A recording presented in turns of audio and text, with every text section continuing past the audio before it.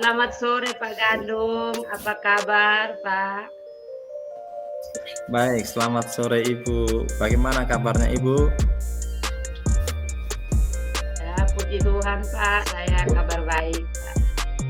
Eh, Pak Gandung akan melakukan coaching dengan Ibu Ermalinda ya? Iya Ibu. Ya. Jadi Pak, sebelum Pak melakukan coaching, saya sebagai pengamat akan mengajukan beberapa pertanyaan bersama Pak Guru. Pertama-tama saya akan mendiskusikan tentang rubrik penilaian pada coaching nanti. Jadi sebelumnya pada coaching hari ini Bapak Gandung sebagai coach dan Ibu Ermalinda sebagai coach akan melakukan coaching dan saya akan mengamati dan saya akan menilai. Di sini saya menyiapkan beberapa penilaian. Jadi ada rubrik penilaian. Apakah dalam coaching nanti yang sudah Bapak Gandung lakukan itu sudah sesuai dengan alur tirta atau belum? Dan bagaimana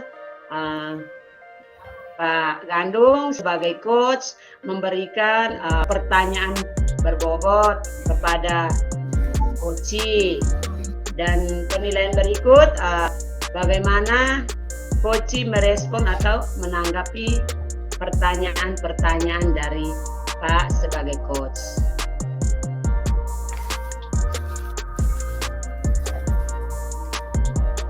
Dan di dalam coaching nanti saya sebagai pengamat akan merespon dan menanggapi pertanyaan beberapa pertanyaan terhadap Pak.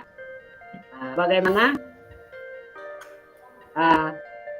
tidak melakukan coaching itu ada prinsip-prinsip coaching, diantaranya kemitraan, proses kreatif, dan juga memaksimalkan potensi. Pertanyaan yang saya ajukan di sini adalah kompetensi apa yang Pak Guru kembangkan pada coaching kali ini nanti? Baik, terima kasih Ibu. Pada kesempatan kali ini saya akan melakukan coaching dengan coachnya Ibu Ermalinda, dan pada kompetensi inti yang akan saya kembangkan di sini itu ada 3 kompetensi, yaitu kemampuan present dengan kehadiran penuh dan mendengarkan dengan aktif dan mengajukan pertanyaan-pertanyaan yang berbobot. Oke, baik. Dari kompetensi 3 kompetensi inti itu, kompetensi yang ingin Pak Guru kembangkan, artinya kompetensi yang spesifik yang mau dikembangkan itu kompetensi apa? Baik, pada kesempatan ini yang kompetensi yang akan saya kembangkan itu ada 2 Ibu. Yang mungkin yang agak sedikit menonjol itu yaitu kehadiran penuh dan mendengarkan dengan aktif, supaya saya bisa mengikuti proses berjalannya coaching dari awal dan sampai akhir bersama coach saya.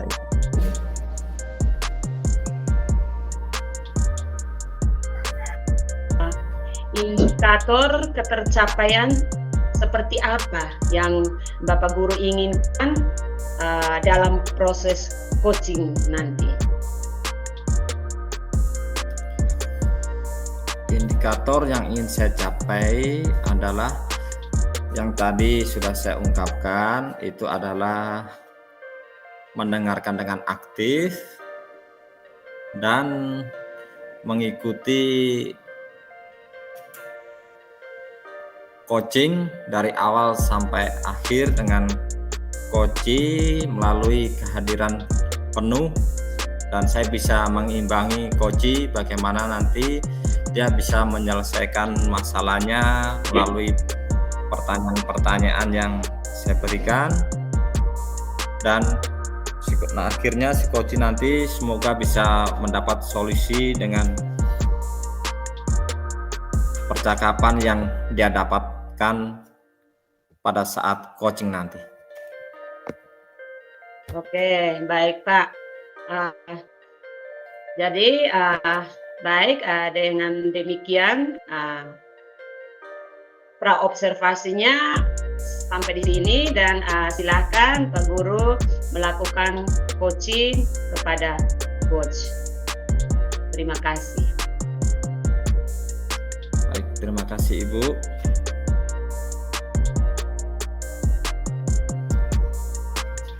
Selamat sore Pak Gandung, bagaimana kabarnya di sore hari ini? Baik Ibu Irmalinda, selamat sore. Kabar saya baik di sini. Bagaimana dengan Ibu? Oh ya, saya di sini kabarnya lagi buruk Pak. Baik, mungkin ada yang bisa saya bantu Ibu? Baik, bolehkah saya meminta waktunya sebentar? Saya mau curhat sedikit dengan Pak terkait dengan permasalahan saya. Baik, silakan. Mungkin sekarang saya ada waktu sekitar 15 menit atau 20 menit untuk bisa bercerita dengan Ibu. Ya, sekarang ceritakan masalahnya apa Ibu? Oh, begini Pak Gandung. Saya mengalami sedikit permasalahan di dalam pembelajaran di kelas, di mana saya mengalami kesulitan ketika proses pembelajaran itu berlangsung, Pak. Ya, baik. Karena dari segi penguasaan materi terkait dengan pembelajaran yang saya berikan itu, anak-anak itu menunjukkan tingkah yang acuh tak acuh ketika kegiatan pembelajaran itu berlangsung di kelas, sehingga saya masih merasa kesulitan di dalam menghadapi atau menyelesaikan masalah ini, Pak. Baik, Ibu.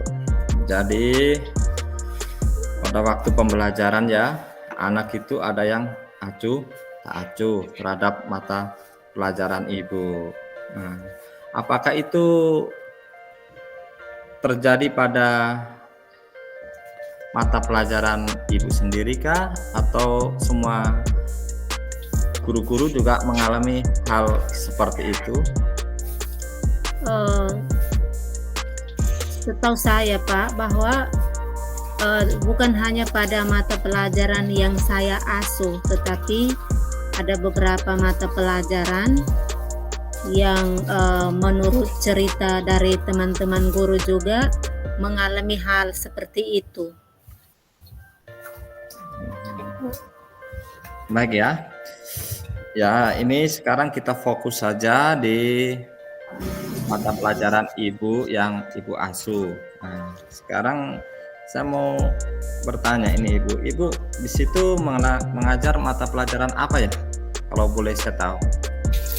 Baik Pak, saya di sini mengasuh mata pelajaran IPA terpadu, Pak. Oh, mata pelajaran IPA ya. Baik, kalau mata pelajaran IPA di situ kan ada beberapa media-media, mungkin bisa Ibu gunakan kah, atau Ibu sajikan seperti apa dalam menyampaikan materi kepada anak-anak? Iya Pak. selama ini yang saya lakukan itu saya hanya menggunakan metode ceramah, dan juga media pembelajaran yang saya gunakan itu juga terbatas, Pak. Baik, berarti medianya sehingga anak-anak itu merasa acuh ya Ibu ya. Ya, Di situ mungkin bagaimana ya reaksi anak itu kalau seperti tadi Ibu sampaikan, anak itu acuhnya itu seperti apa? Model acuhnya anak-anak itu kalau saya boleh tahu itu seperti apa? baik.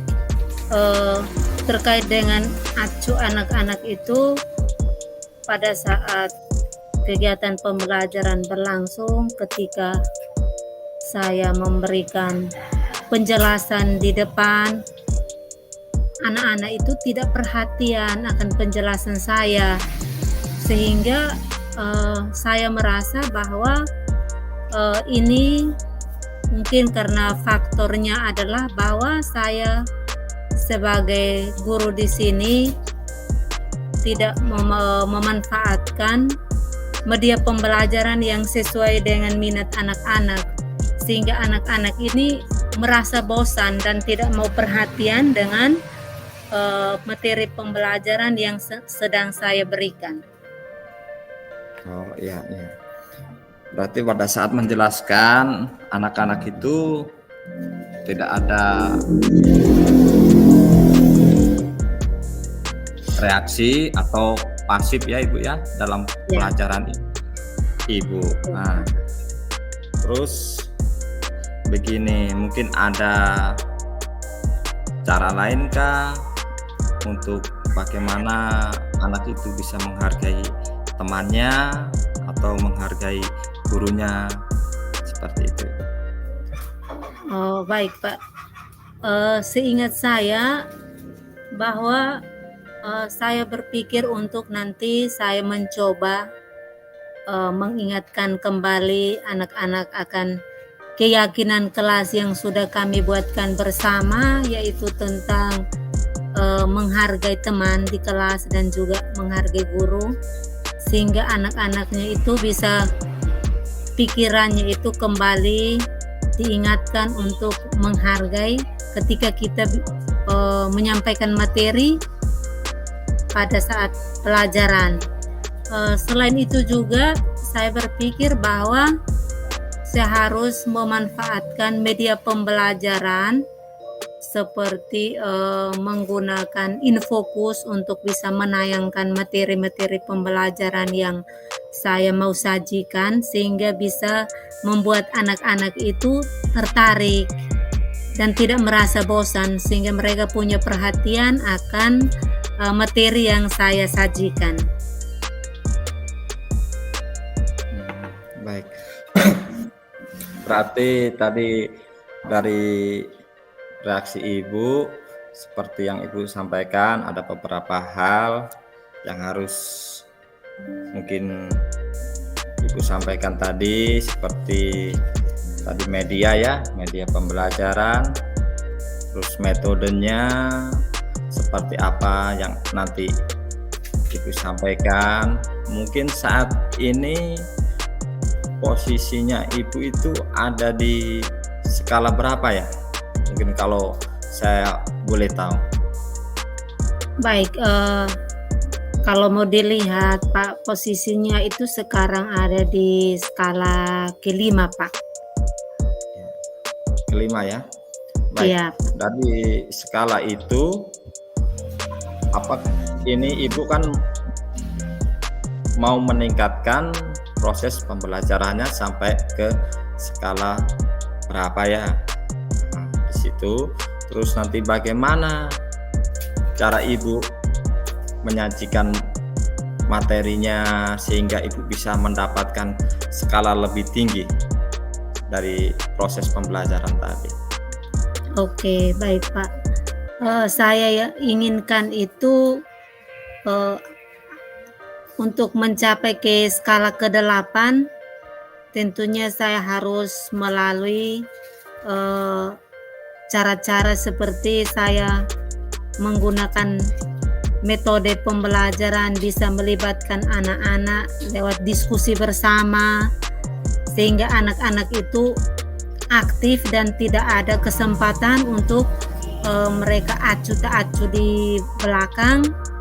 Kemudian selain itu juga penyampaian materi saya bisa tayangkan lewat infokus, sehingga anak-anak itu punya perhatian akan pembelajaran itu, sehingga saya menginginkan skala yang nantinya tercapai itu cukup sampai 8, Pak.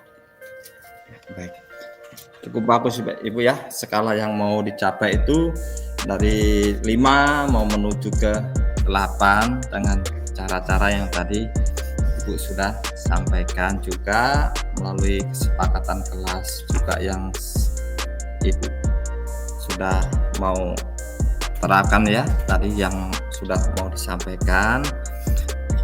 Mungkin setelah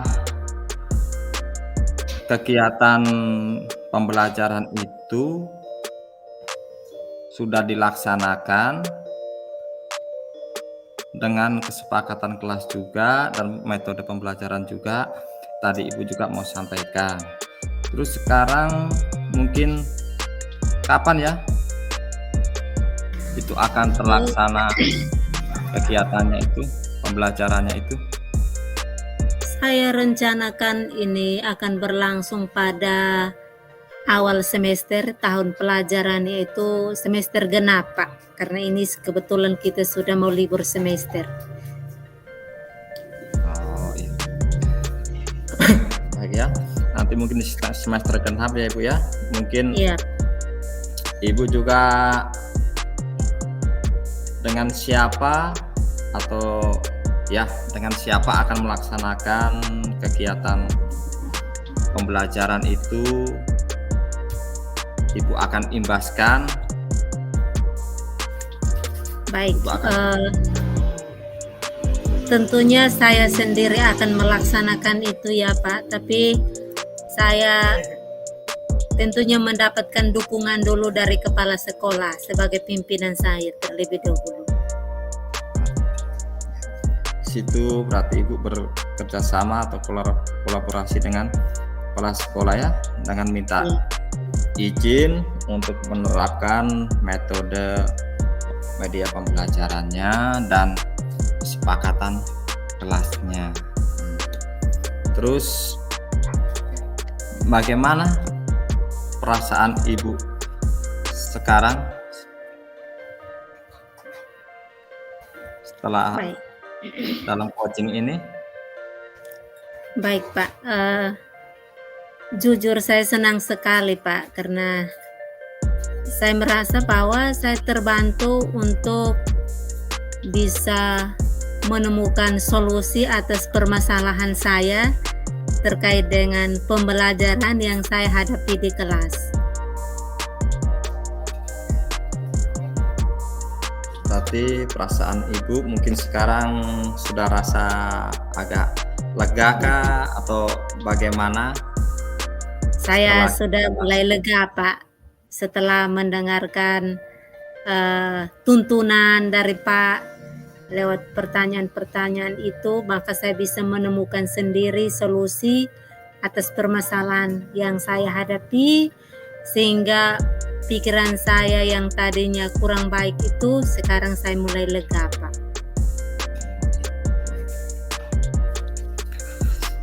Ya, mungkin terima kasih Ibu ya.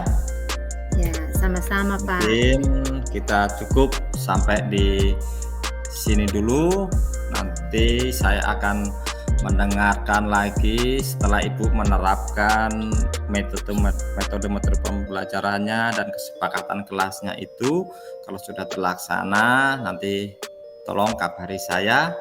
Saya ingin mendengar ceritanya lagi berikutnya. Ya Ibu, terima kasih. Oke, dan baik, selamat Pak. sore. Selamat sore Pak.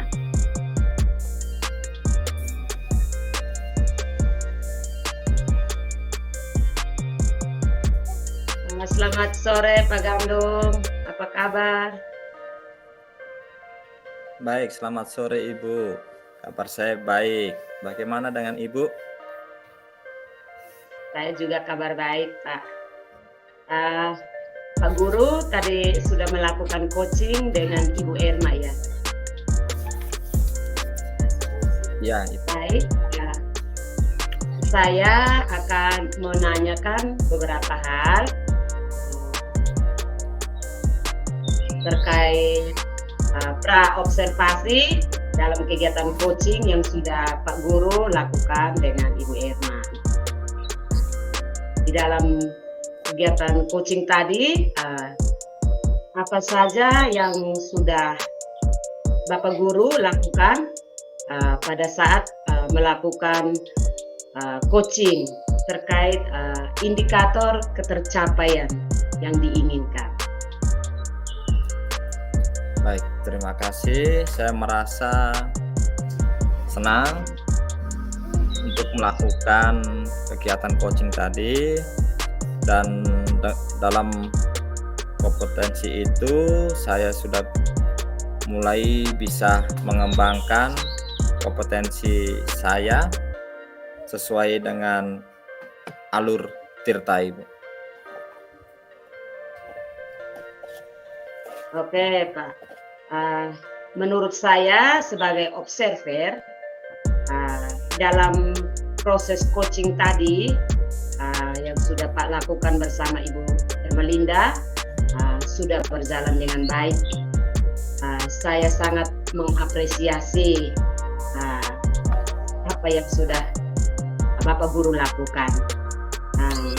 Dan di dalam pengamatan saya selama proses coaching berlangsung sudah mengikuti alurnya sesuai dengan alur Tirta, dan juga Pak Guru sudah berusaha menggali